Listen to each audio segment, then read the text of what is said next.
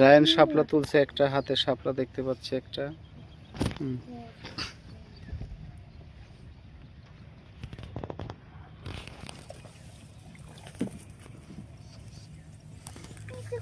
সকাল 10টা থেকে সকাল থেকে 10টা 11টা পর্যন্ত শাপলা ফুটে থাকে।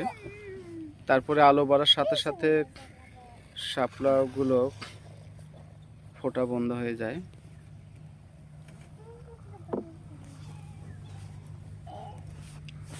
স্বচ্ছ পানি, পানিতে কিছু কিছু ছোট ছোট মাছের দেখা মিলছে।